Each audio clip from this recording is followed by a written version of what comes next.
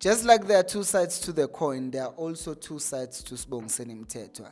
And if you're a Kaizer Chiefs fan, you hold one opinion or the other. But in this video, I am trying to bring us together so that we can look at how we can actually end up agreeing or not agreeing on Sibongiseni Mthethwa, because both sides of the story are actually very much correct. And we'll look at that and we'll see whether or not it's beyond Mthethwa's control and thus we should get a new defensive midfielder, or if there's something else that Mthethwa can actually do to make sure that there isn't any division when his name is brought up. Hello and welcome to Khosi Nation Fan TV. I am Pilo, I am your host, and this is where fans meet and talk about Kaizer Chiefs. Khosi Football Club. So I want to start by one thing that is factual, right? Mthethwa is by far the best ball winner in the team. No arguments there. Number two, Mthethwa protects the defense very well. No arguments there. Number three, Mthethwa works really hard, especially in big games against Pirates, against Sundowns. That is why, like for example, in a game against Sundowns, he did get man of the match. Even when we're in Durban against Durban City, a team that tries to hit you on counters, he was still very much effective in that game. What am I trying to say? I'm trying to say that Sibongiseni Mthethwa, for all his weaknesses, which we will talk about in a moment, he definitely does have something to offer to the team. But, of course there's a but. On the downside of all of this, you have a defensive midfielder, yes?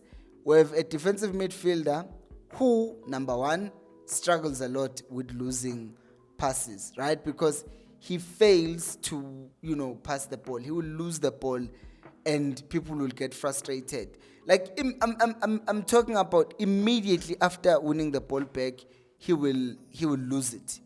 Like, he works so hard, he tracks back, he makes a tackle, the whole stadium stands up and we clap. But then he loses the ball. That's also a fact. We've seen it happen so many times, right? And when we are on the ball and we are trying to build from the back, we just happen to be a team that plays a double pivot. So that means there's always going to be someone, the other pivot is expected to do the progression of the ball and all of those things. But that means the team is lacking a bit, because, for example, if we now increase the tempo and we need to move the ball as quickly as possible, Mthethwa cannot play under that much pressure, right? And also, usually since Chiefs plays this 3-5 shape when they have the ball and they're entering the final third, but the other person who's with Mthethwa is also going to push forward and go help in playing the ball. That means Mthethwa, when he tries to play those diagonals, he loses the ball and now we get stretched. Against better teams like in Africa, we might get hit. That's also a fact. That's also things that we've seen happen. But what can be done? What can be done? Well, already the first thing, they're already doing it, which is playing him with someone who can play the ball. For example, Ngobo, who is usually very close to Mthethwa. When Mthethwa wins the ball, Ngobo can then do the thing. I think one thing that I've kept on saying, though, that I think Angazi is not heard enough, is Sibongiseni Mthethwa must be told, this must be an instruction to him, never ever play a risky pass.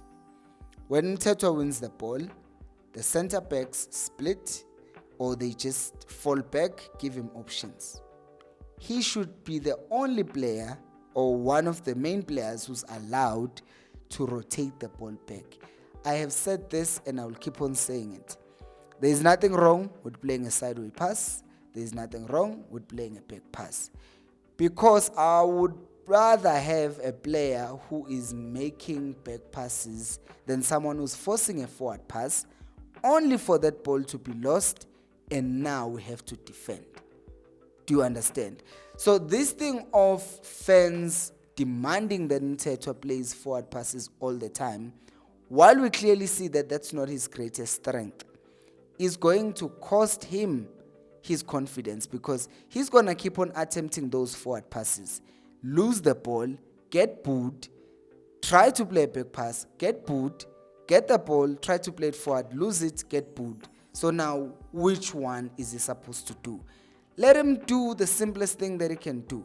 He's good at winning the ball back, but after winning it back, play the safest pass. And since he plays with either Ngcobo or Ucele, those two should be close to him. One of them should be close to him so that they are ready to collect.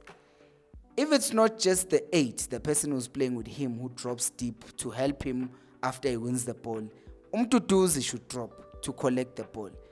Or if, since there is a back 3, which is across Miguel and Kwenika, or cross Makate and Kwenika, whoever the back 3 is, Mthethwa wins the ball, someone must be close enough to support him. Because we cannot dismiss the fact that he is good for the team. He's doing the job of a destroyer very well. The issue is the progression part is lacking. So now you have a pro and you have a con. But I feel like the pros that come with Mthethwa outweighs the cons. As such, rather find solutions to make it easy for him to play. Next thing though is that on top of him playing safe passes, on top of the 8 being close enough to him, the 10 must also be close enough to him, right? Those are the things that I'm talking about. Another thing that I want to obviously address is, I know some people will want this to be one answer or another. I don't think indaba kaMthethwa is one whereby there is one who's right and one who's wrong. Like, we know both sides of the story are true. We've seen Mthethwa lose the ball, we've seen him win the ball. So rather than we debate ukuthi what is good about him should be the only thing that's keeping him in the club, in the starting lineup, or even to keep on playing, or because some people will argue, this is another thing that people say, but when we play against weaker teams, he should sit on the bench, let Cele and Ngcobo play together. The issue is, it's not about them playing together and being able to keep the ball and all of that. At some point, you lose the ball. There are 4 phases in football. There is the defensive part, which it's easy maybe to do when you are already in shape. There is the offensive part, which would be great if you have Ucele and Ngcobo. There are set pieces. Okay, fine. We don't talk about set pieces that much.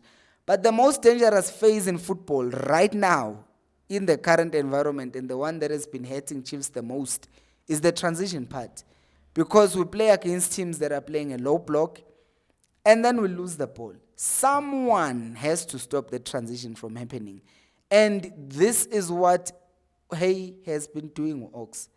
And I don't think that just saying, since he loses the ball, he shouldn't play against small teams. Because those are the teams that beat us with transitions last season.